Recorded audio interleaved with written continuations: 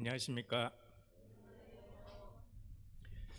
어, 며칠 얼마 전에 저희가 사역했던 그 인도네시아 바뉴마스 지역에서 좀 소식을 전해 오셔서 오늘은 그 인도네시아 바뉴마스 지역 소식을 조금 정말 간략하게 좀 그 보고를 먼저 드리고 이어서 말씀을 나누도록 하겠습니다.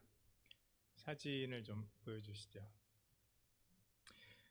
지난해네요. 벌써 10월 15일에 그 인도네시아 그 바뉴마스 부족어로 번역된 그 사복음서 그리고 9개의 서신서가 이제 출판이 되어서 봉헌식을 드리는 그런 그 장면입니다. 제가 보안상 이유 때문에 좀 얼굴하고 글자는 좀 가렸습니다. 여기까지 정말 하나님께서 인도해 주셔서 너무 감사드리고 하나님께 영광을 돌려드리고 또 인도네시아 바뉴마스 지역을 위해서 우리 기도해 주신 우리 성도님들께 감사드립니다. 바뉴마스는 이제 저희 가정이 그 성경 번역을 위해서 사역하던 곳이었고 이제 그 자매가 치료를 위해서 떠나올 때 그 이제 같이 그 번역하던 우리 현지인 번역자들과 함께 누가복음의 번역을 이제 마치고 이제 사복음서 나머지 남은 그 번역을 하기 위해서 준비하고 있었는데 저희가 이제 돌아오게 되었는데 이렇게 사복음서의 번역을 다 우리 현지인 동역자들이 열심히 번역해서 마쳤다고 하니까 저희에게도 너무 기쁘고 감사한 그런 마음이 들었습니다. 네, 다음 사진. 그리고 저희가 그 떠나온 후에도 현지인 번역자들이 꾸준히 번역을 해서 마태, 마가, 누가, 요한 그 사복음서 번역을 마쳤고요. 사복음서는 지금 이제 출판이 되어서 바뉴마스 지역에서 이제 여러 모양으로 사용이 되고 있습니다. 이게 이제 사복음서를 이제 한 달에 묶어서 출판한 그 책의 표지고요. 네, 다음 사진. 사복음서와 함께 이제 그 9개의 서신서들도 저희들 그 번역을 마치고 출판이 되었습니다. 네, 다음 사진. 네, 로마서, 갈라디아서, 디모데 전후서, 야고보서, 요한 1, 2, 3서, 유다서 이렇게 9개 서신서가 번역을 마쳤고요. 이것도 이제 그 9개 서신서를 한데 묶어서 출판한 그런 그 책의 표지입니다. 그리고 또 한 가지 이제 좀 기쁜 소식은 저희가 바뉴마스를 이제 떠나오면서 기도 제목이 한 가지 있었는데 그거는 이제 바뉴마스에 이제 좀 살면서 성경 번역을 좀 계속 이어서 감당할 그런 일꾼을 보내주시도록 그렇게 기도하는 것이었습니다. 근데 최근에 이제 한 가정이 그 바뉴마스 그 성경 번역을 위해서 인도네시아로 파송이 되었습니다. 그래서 지금은 이제 인도네시아 공용어를 배우고 있는 중입니다. 제가 보안을 위해서 이분들이 사용하고 있는 가명을 사용해서 말씀을 드리면 이제 허사무엘 또 홍사라 부부이고요. 세 자녀가 있는데 11살 포도, 10살 나무, 7살 열매 이렇게 세 자녀가 함께 모두 가명입니다. 네. 인도네시아에 갔습니다. 그래서 새롭게 인도네시아 바뉴마스 지역을 위해서 헌신한 우리 선교사 가정을 위해서도 기도해 주시고 많은 책들이 최근에 번역이 됐지만 아직 번역되지 않은 그런 책들이 많이 있는데 그런 책들도 번역되고 또 활발하게 사용할 수 있도록 기도해 주시기 바랍니다. 그리고 저희 가정이 참 이곳에 있는 동안 또 특별히 그 조수현 자매의 건강을 위해서 이렇게 성도님들이 항상 관심을 가져주시고 또 항상 기도해 주셔서 너무 감사드리고 기도해 주신 덕분에 참 비교적 좋은 컨디션으로 요즘 잘 지내고 있습니다. 감사드리고 계속 기도해 주시기 바랍니다. 또 바뉴마스를 위해서도 계속 기도해 주시기 바랍니다. 네, 이상으로 간략하게 정말 선교 보고를 마치고요. 말씀을 오늘 함께 나누실 말씀은 사도행전 7장 말씀입니다. 사도행전 7장 54절부터 60절까지 말씀입니다.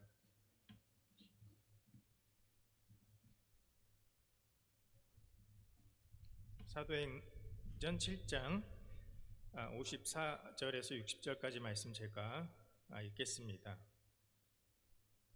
그들이 이 말을 듣고 마음에 찔려 그를 향하여 이를 갈거늘 스데반이 성령 충만하여 하늘을 우러러 주목하여 하나님의 영광과 및 예수께서 하나님 우편에 서신 것을 보고 말하되 보라 하늘이 열리고 인자가 하나님 우편에 서신 것을 보노라 한데 그들이 큰 소리를 지르며 귀를 막고 일제히 그에게 달려들어 성 밖으로 내치고 돌로 칠세 증인들이 옷을 벗어 사울이라 하는 청년의 발 앞에 두니라. 그들이 돌로 스데반을 치니 스데반이 부르짖어 이르되 주 예수여 내 영혼을 받으시옵소서 하고 무릎을 꿇고 크게 불러 이르되 주여 이 죄를 그들에게 돌리지 마옵소서 이 말을 하고 자니라.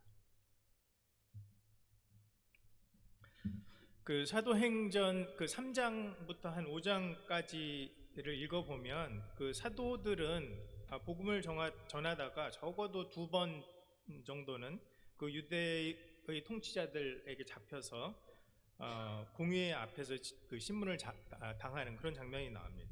그러나 이제 결과적으로는 2번 다 엄한 경고를 받았을 뿐 자유롭게 풀려나는 그런 모습을 봅니다. 이에 비해서 사도행전 이제 6장과 7장을 보시면 스데반은 사람들로부터 이제 거짓 고소를 당한 뒤에 공의회 앞에서 이제 신문을 당하는 것까지는 사도들과 다르지 않습니다. 그런데 그 후로는 사도들에게서 볼 수 있었던 그 재판의 과정이나 이런 것 없이 곧바로 성난 그 군중에게 끌려가서 돌로 쳐 죽임을 당하는 그런 모습을 볼 수 있습니다. 그래서 스데반은 그 사도들과 비교해 볼 때 조금 더 좀 가혹한 그런 대우를 받았던 것을 우리가 알 수 있습니다. 그렇다면 왜 사도들은 통치자들에게 이렇게 붙잡혔음에도 불구하고 번번이 이렇게 자유로운 모습으로 풀려났는데 비해서 스데반은 이렇게 단번에 그리고 제대로 된 어떤 재판 과정도 없이 돌에 맞아 순교하는 그런 지경에 이르렀을까 하는 그런 의문이 듭니다. 그래서 오늘 그 말씀을 통해서는 좀 사도행전 1장부터 11장까지의 그 내용을 좀 그 중심으로 이 사도들과 또 스데반의 삶을 함께 좀 살펴보고 그 가운데 저와 여러분에게 주신 교훈을 함께 나누고자 합니다. 먼저 그 사도들의 경우에 대해서 한 2가지 정도로 좀 나누어서 살펴보겠습니다. 먼저 첫 번째는 어떻게 이 사도들은 그 통치자들에게 붙잡힌 후에도 옥에 갇히거나 죽지 않고 자유롭게 풀려날 수 있었을까요?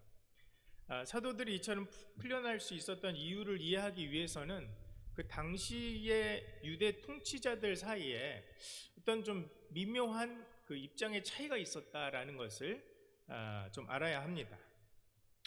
먼저 왜 이 유대 통치자들은 그 사도들을 잡아 가두려고 했을까요?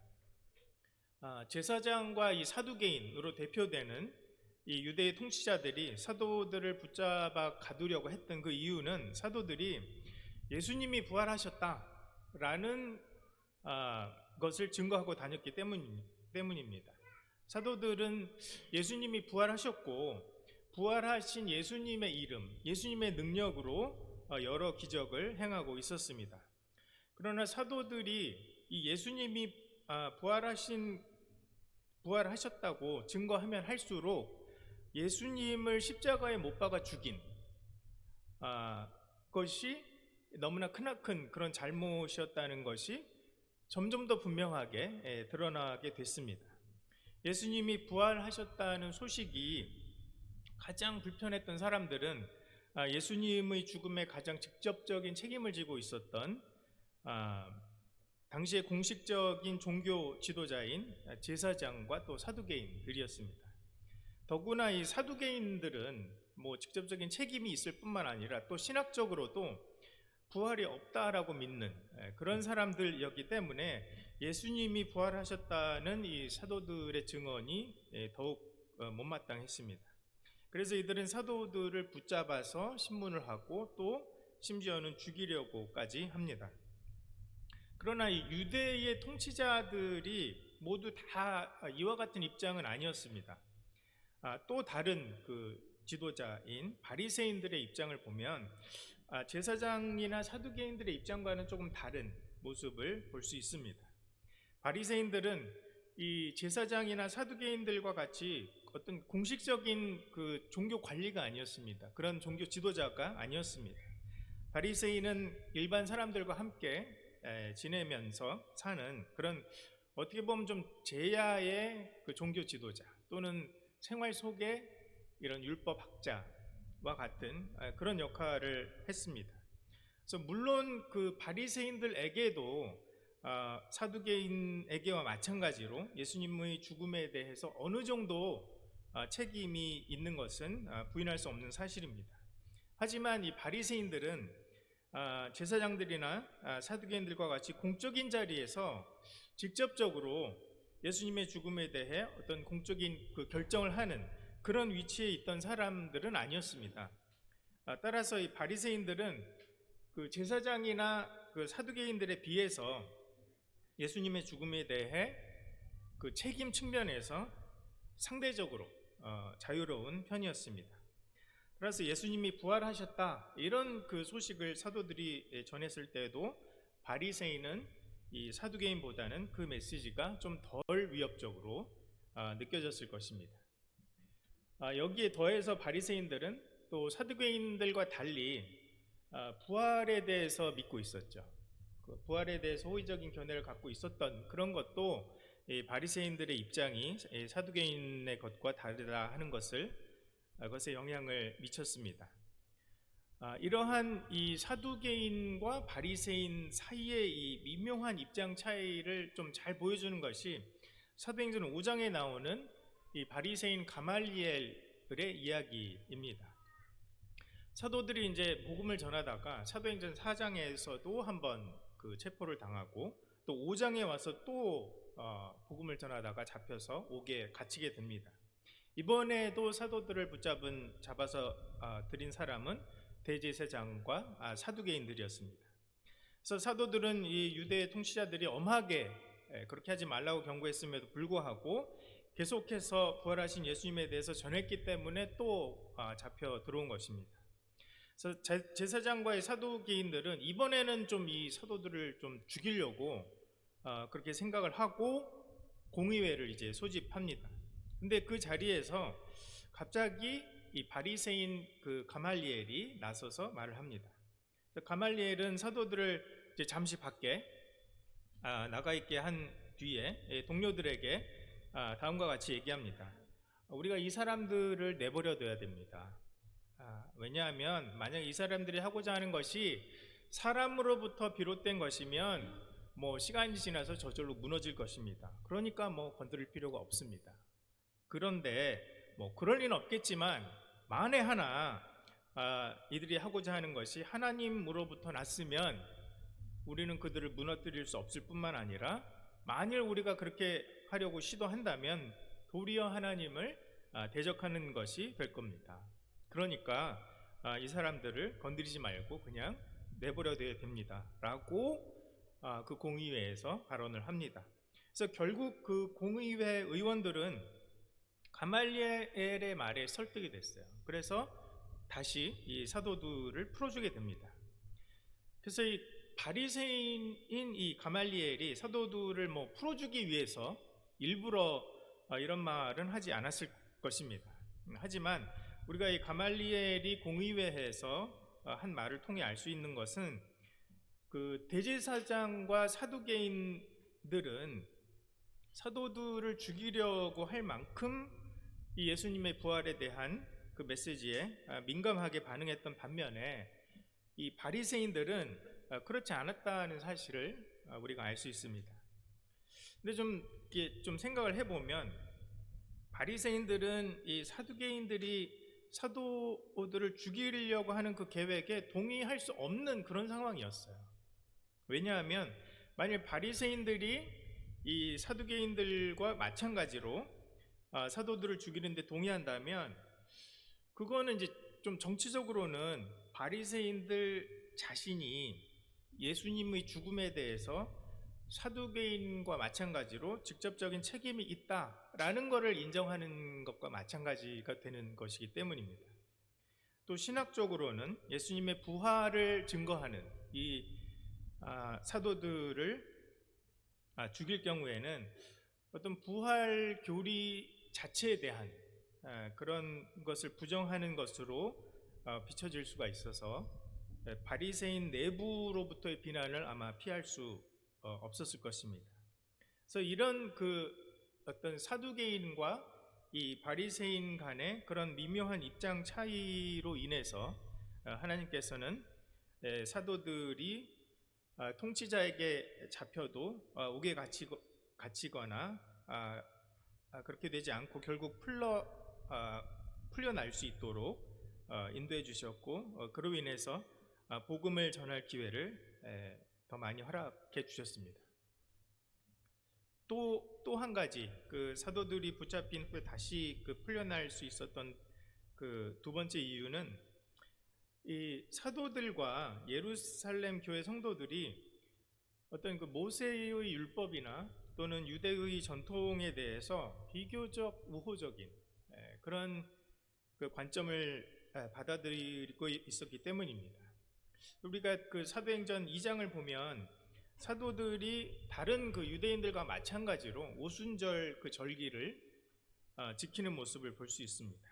또 3장에서는 이 베드로와 요한이 그 유대인들이 정해놓은 그 기도 시간에 자연스럽게 성전에 올라가서 다른 유대인들과 함께 기도하러 올라가는 그런 모습을 보게 됩니다. 또 예루살렘 교회 성도들은 뭐 집에서 모이는 것도 좋아했던 것 같아요. 근데 또 한편으로는 성전 뜰이나 솔로몬 행각과 같이 성전 안에 어떤 특정 구역에서 이렇게 모이는 것을 즐겨했던 것을 알 수가 있습니다. 그래서 이처럼 사도들과 이 예루살렘 교회 그 성도들은 그 당시에 일반적인 그 유대인들이 가졌던, 그들과 마찬가지로 모세의 율법이나 또 유대의 전통 관습에 대해서 호의적인 그런 그 모습을 보였습니다. 사도들과 예루살렘 교회 성도들이처럼 기존의 유대 공동체가 지키고 있던 율법과 관습에 대해서 호의적인 그런 모습을 보이고 있었기 때문에, 이런 부분에 있어서 어떤 그 율법이나 유대의 관습, 이런 부분에 있어서는 사두개인과 바리새인을 포함한 유대의 모든 통치자들로부터 이 사람들이 크게 위협적인 사람은 아니구나 라는 그 평판을 얻게 되었을 것입니다. 사도들과 그 예루살렘 교회가 모세의 율법과 유대 전통에 대해서 어떤 그 관점을 갖고 있었는지 가장 잘 드러내주는 장면은 아마도 사도행전 10장과 11장에 나오는 그 베드로가 이방인인 고넬료를 만나는 그런 그 장면이 아닐까 생각이 됩니다.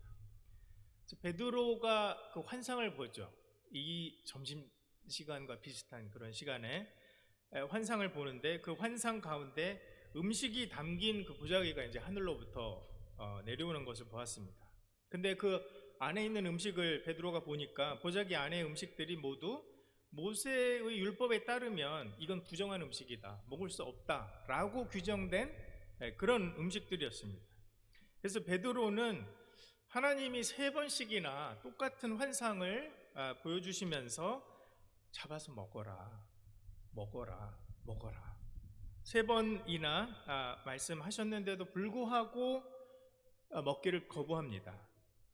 그래서 그 베드로는 여전히 그 모세의 율법이 규정한 것에 따라서 음식과 먹을 수 있는 음식과 안 되는 음식을 구분해서 평소에 그 음식 그 율법의 가르침대로 행해왔던 것을 우리가 그 모습을 통해서 알 수 있습니다.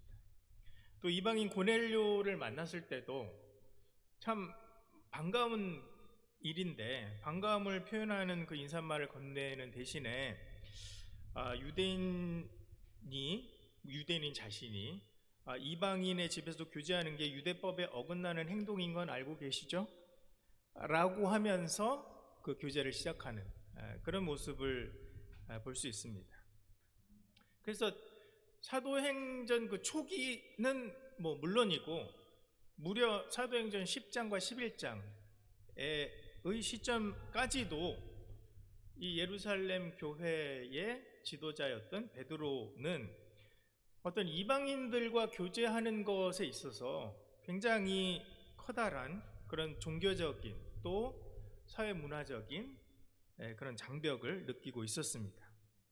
그래서 이방인에게 그 복음을 전하기를 원하시는 그 하나님의 뜻과 견주어 볼 때는 그런 관점에서 보면 베드로는 여전히 초보적인, 한 발짝도 내딛지 못하고 있는 그런 상황인 것을 알 수 있습니다.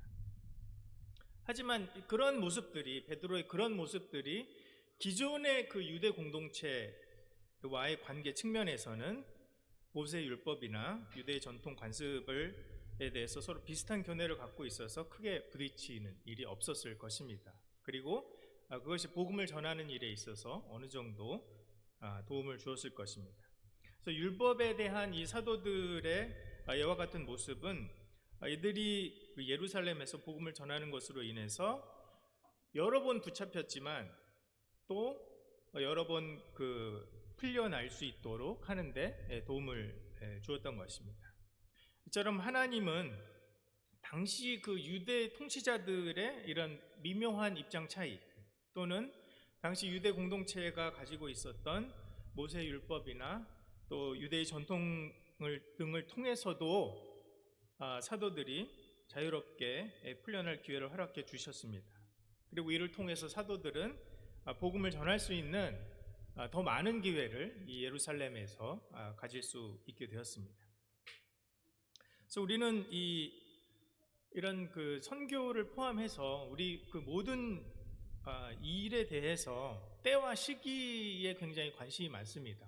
근데 그 때와 시기에 대해서는 그 하나님 아버지께서 자기의 권한에 두셨다 하는 것을 마음에 새겨야 합니다.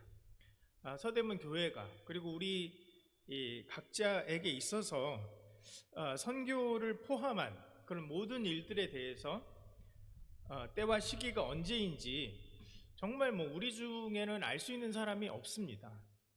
그리고 때와 시기는 언제든지 하나님께 속해 있는 것입니다. 제가 이제 와서 좀 고백할 것이 있는데요, 저는 그 예루살렘 교회가 이방인 선교를 향해서 나아가는 발걸음이 너무 더디다, 이렇게 좀 생각을 했던 것 같아요. 그리고 좀 빨리 예루살렘을 벗어나서 주님이 말씀하신 대로 온 유대와 사마리아와 땅끝까지 나가야 한다, 그런 생각을 했습니다.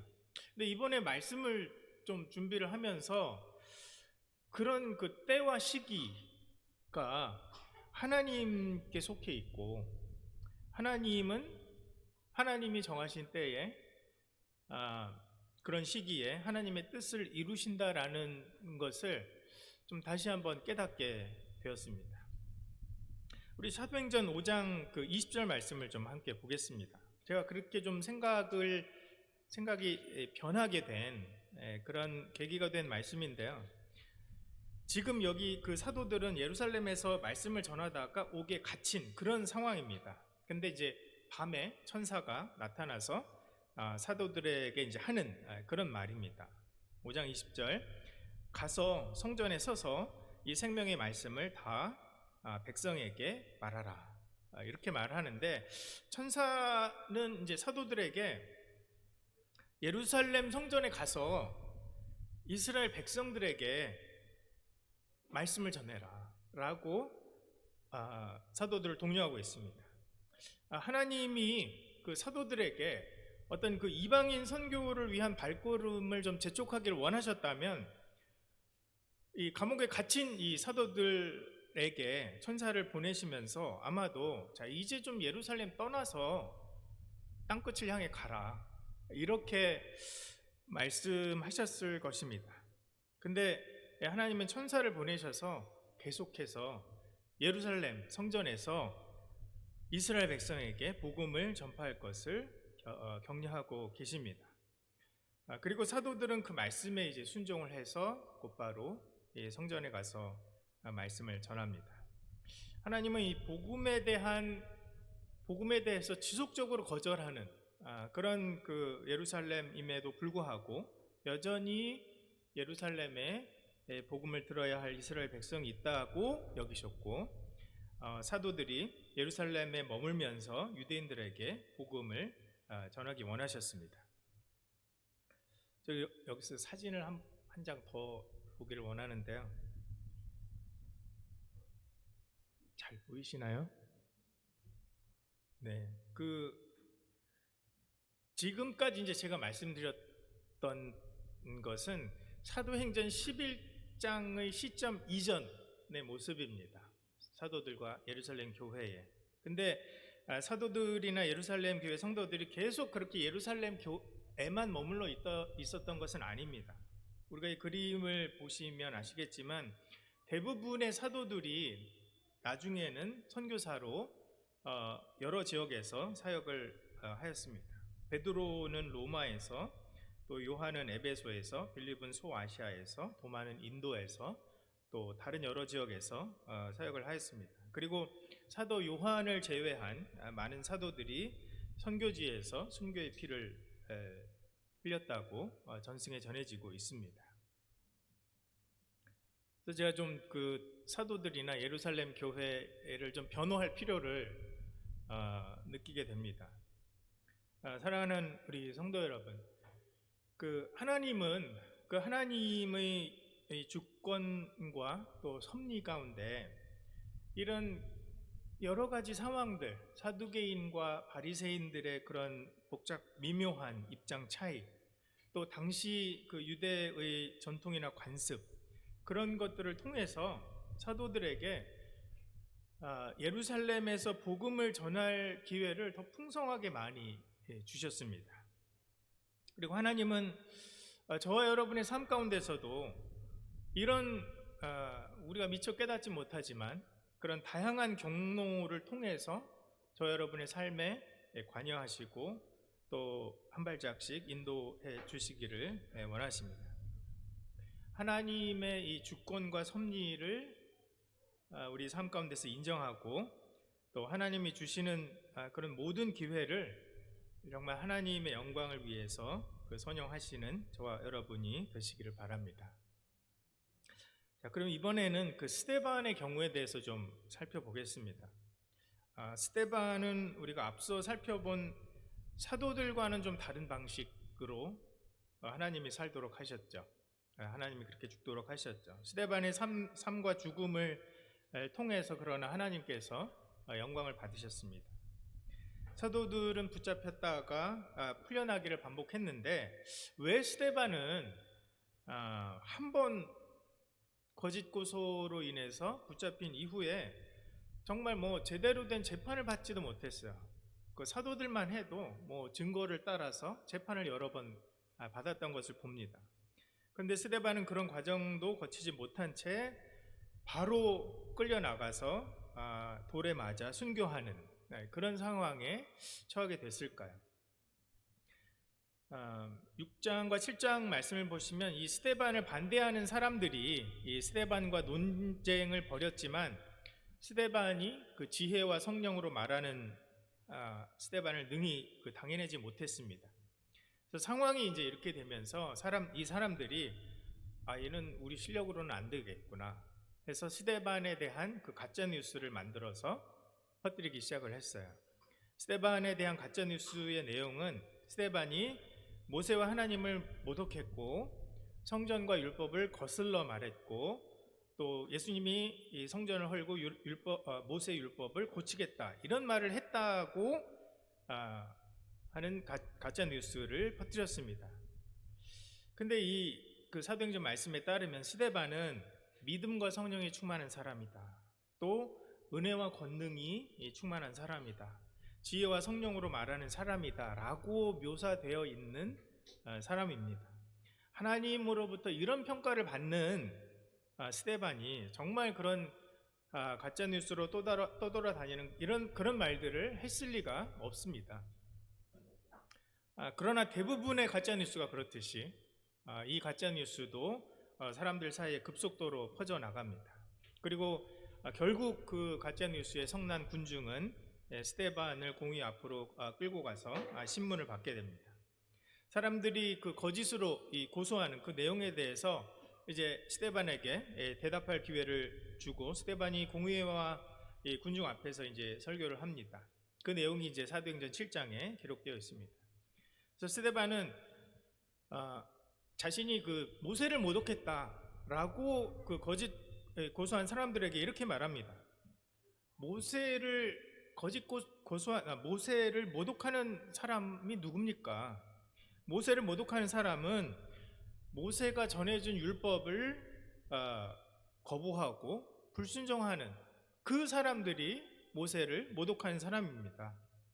또 송아지 우상을 만들고 우상 숭배에 빠져서 결국에는 바벨론의 포로로까지 잡혀간 그 사람들이야말로 모세를 모독한 사람입니다.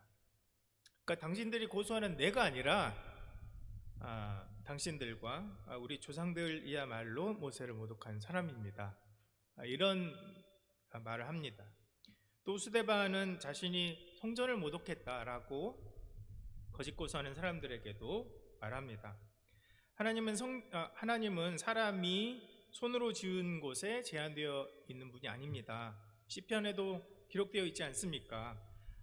하늘은 나의 보좌요 땅은 나의 발등상이니 너희가 나를 위하여 무슨 집을 짓겠으며 나의 안식할 처소가 어디냐? 이 모든 것이 다 내 손으로 지은 것이 아니냐? 이런 말씀이 있지 않습니까? 아무리 성전이 중요하고 소중하다고 한들 어찌 하나님이 이 성전에 제한되시는 것처럼 말하고 행동합니까? 그렇게 하는 당신들이야말로 성전을 모독하는 것이고 하나님을 모독하는 사람입니다. 이렇게 말합니다. 그래서 이렇게 그 지혜와 성령으로 스데반이 말을 이어가자 오늘 우리가 함께 읽은 그 본문 7장 54절에서 보시는 대로 그 말을 들은 사람들이 좀 마음에 찔려하긴 했어요. 우리가 정말 그런 사람들이구나. 찔려하면서도 스데반을 향해서 이를 갈았습니다. 하지만 여기까지 이제 스데반의 말을 들은 사람들이 화가 나기는 했지만 아직까지는 그래도 화를 잘 참아내는 그런 그 상황입니다. 근데 그 다음 순간에 이 스데반의 눈에 들어온 어떤 한 장면, 그리고 스데반이 한 말 한마디, 그것이 지금까지의 상황을 완전히 바꿔 놓았습니다. 7장 57절에 보시면 사람들이 큰 소리를 지르며 귀를 막고 일제히 스데반에게 달려들어 성 밖으로 내치고 돌로 치는 그런 모습을 볼 수 있습니다. 그동안 정말 가까스로 참아왔던 그 분노가 여기서 정말 일시에 이렇게 폭발하는 그런 모습을 보게 됩니다. 자, 그렇다면 사람들의 이런 그 분노를 이렇게 폭발하도록 만든 그 스데반이 본 결정적인 한 장면, 또 스데반이 한 결정적인 그 한마디는 무엇이었습니까?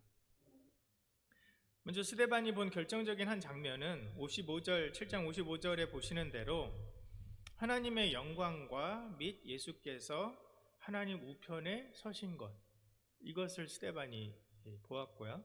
그 본 것에 대해서 스데반이 사람들에게 말합니다. 56절, 인자가 하나님 우편에 서신 것을 보노라 라고 말을 합니다.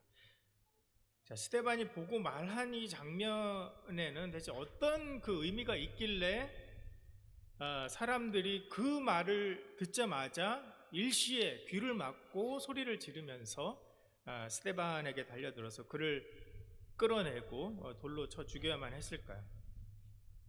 그 하나님 우편에 서 계신 예수님, 이 장면의 의미를 좀 이해하기 위해서는 이 스데반과 비슷한 일을 겪으셨던 우리 예수님의 이야기가 우리에게 도움을 줍니다. 우리 마태복음 26장을 좀 으로 가겠습니다. 마태복음 26장입니다. 마태복음 26장 63절 이하의 말씀입니다. 마태복음 26장 63절 하반절에 보시면 대제사장이 예수님에게 네가 하나님의 아들 그리스도인지 우리에게 말하라, 이렇게 이제 신문을 시작합니다. 64절에서 예수님이 네가 하나님의 아들이냐라고 묻는 그 대제사장의 질문에 대해서 그렇다라는 취지로 긍정을 하시죠. 그리고 이어서 중반절입니다. 이후에 인자가 권능의 우편에 앉아 있는 것과 하늘 구름을 타고 오는 것을 너희가 보리라 라고 말씀하십니다. 그래서 여기서 예수님은 당신이 하나님의 아들이신 것과 예수님이 하나님 우편에 앉아 있는 것을 서로 연결시켜서 말씀하고 계신 것을 볼 수 있습니다. 이처럼 예수님이 자신이 하나님의 아들이시며 하나님 우편에 앉아 있는 것을 말씀하시자 65절에 대제사장이 자기 옷을 찢으며 말합니다. 그가 신성모독하는 말을 하였으니 어찌 더 증인을 요구하리요. 보라, 너희가 지금 이 신성모독하는 말을 들었도다. 그래서 대제사장은 예수님이 하나님 우편에 계신, 앉아 있을 것이다 라는 그 말을 듣자마자 그 말이 이것은 하나님을 모독하는 말이다 라고 하면서 그 분노의 표시로 자기 옷을 찢었습니다. 이 말이 하나님을 모독하는 그런 말인 이유는 예수님이 스스로를 하나님의 아들이라고 말씀하셨을 뿐만 아니라 그에 대한 증거로 하나님 우편에 앉으실 것, 그러니까 하나님과 동등한 권위를 가진 하나님이시라는 것을 말씀하고 계시기 때문입니다. 그래서 예수님은 그 대제사장에게 자신이 하나님 우편에 앉아 있는 것을 너희가 볼 것이다, 이렇게 지금 예언을 하셨어요. 그리고 그렇게 예수님이 너희가 보게 될 것이다 라고 예언하셨던 그 예언이 놀랍게도 바로 지금 스데반의 눈앞에서 성취되고 있는 것을 볼 수 있습니다.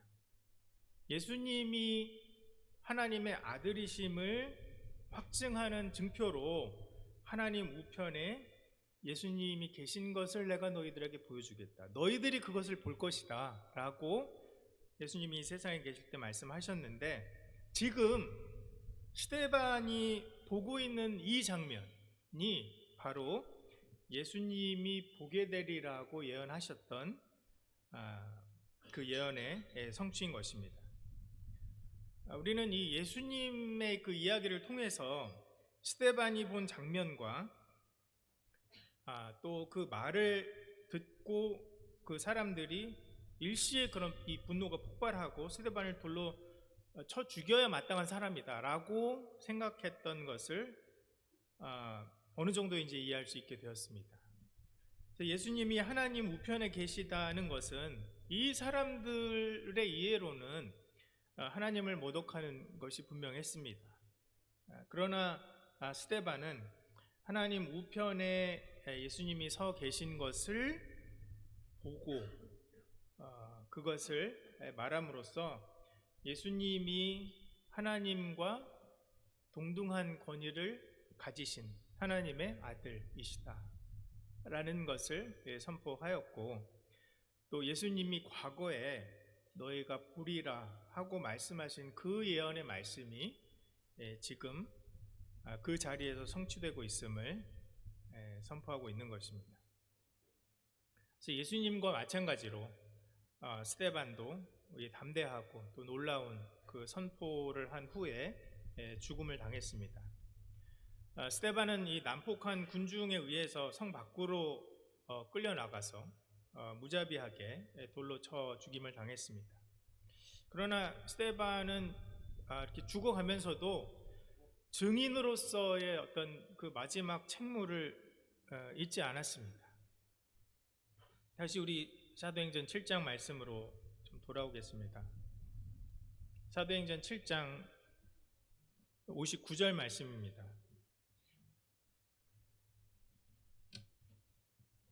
사도행전 7장 59절 그 하반절에서 스데반은 죽기 직전 그 마지막 숨을 몰아 쉬면서 이렇게 말합니다. 주 예수여 내 영혼을 받으시옵소서. 이 말도 예수님이 하신 말씀과 비슷한 그런 말씀인 걸 아시겠죠. 과거 예수님이 스데반과 똑같은 그런 거짓 고소로, 그런 제목으로 신성 모독죄였죠. 예수님도 십자가에 돌아가실 때 하셨던 말씀과 똑같은 말입니다. 바뀐 것이 있지 않을까요? 뭐가 바뀌었죠? 예수님과 이 스데반의 말 가운데 바뀐 것이 있다면 예수님은 아버지 하나님께 당신의 영혼을 부탁하셨어요. 근데 지금 이 스데반은 주 예수님께 자신의 영혼을 부탁하는 그런 모습을 봅니다. 그런 기도를 하고 있습니다. 그래서 다시 한번 이 간구를 통해서 예수님이 하나님과 동등한 권위를 가지신 하나님이시다 라는 것을 삶의 마지막 순간까지 선포하고 있는 것입니다. 그래서 이 스데반의 순교와 함께 이제 그 예루살렘 교회 성도들이 핍박이 시작이 되고 또 사방으로 흩어지는 그런 본격적인 이방인을 위한 선교가 이 사건을 계기로 시작이 되었습니다. 스데반이 사람들로부터 거짓 고소를 당하고 그로부터 이 예루살렘 교회는 정말 미처 예상하지 못했을 것입니다. 하지만 스데반의 순교 그리고 예루살렘 교회에 대한 박해 그리고 성도들의 흩어짐 그리고 이방인 선교 이것이 정말 순식간에 숨가쁘게 전개되는 것을 봅니다. 하나님의 때와 하나님의 시기인 것입니다. 어쩌면 사도들을 포함해서 예루살렘 교회에 있는 그 누구도 스데반이 사람들과 이렇게 논쟁하는 모습을 보면서 스데반의 순교와 박해와 선교가 임박했구나 이렇게 생각하는 사람은 아마 없었을 것입니다. 사실 지금 예루살렘 교회는 이제 막 스데반을 비롯한 7 일꾼들을 막 세운 그런 상황이었습니다. 그래서 아마 대부분의 사람들은 이제 우리에게는 이제 12사도도 있고 또 새로 세워진 7명의 이런 일꾼들도 세워졌으니까 이제 예루살렘 교회는 앞으로 얼마나 더 든든하게 성장해 갈까 이런 장밋빛 그런 미래를 그리고 있었을 것입니다. 그러나 정말 이처럼 누구도 예상하지 못했던 바로 그때가 하나님은 스데반의 일을 통해서 이방인을 위한 선교의 문을 여시는 모습을 볼 수 있습니다. 근데 좀 돌이켜보면 정말 그 예루살렘 교회에 선교의 때가 임했다는 것을 알 수 있는 힌트가 전혀 없었던 것은 아니다라는 것을 돌이켜보면 알 수 있습니다. 그 당시에는 모르지만 스데반의 이야기가 시작되는 것은 그 사도행전 6장 8절 말씀인데요. 그 6장 8절 바로 앞에 있는 그 7절 말씀을 보시면 이렇게 기록되어 있습니다. 하나님의 말씀이 점점 왕성하여 예루살렘에 있는 제자의 수가 더 심히 많아지고 허다한 제사장의 무리도 이 도에 복종하니라. 이렇게 기록이 되어 있는데 앞서 살펴본 대로 제사장은 예수님의 죽음에 가장 직접적인 그런 책임을 지고 있는 사람입니다. 제사장에게는 예수님이 부활하셨다는 그 메시지가 이렇게 울려 퍼질 때마다 마치 자기들에게 예수님을 죽인 그 책임을 추궁하는 것처럼 들렸을 것입니다. 그래서 제사장은 아마도 예루살렘 안에서 예수님을 믿기 가장 힘든 어려운 그런 부류의 사람들 중에 하나였을 것입니다. 근데 그럼에도 불구하고 이런 그 제사장들 중에 허다한 무리가 예수님을 믿고 따른다 하는 이제 그런 소식을 저희들이 보게 됩니다. 어쩌면 하나님께서는 이런 그 제사장들이 이 복음을 듣고 돌아오는 그 사건이 이제 예루살렘 교회가 이제는 이방을 향해서 나가는 그런 선교를 시작할 때라고 여기신 것은 아닌가 하는 생각을 하게 됩니다.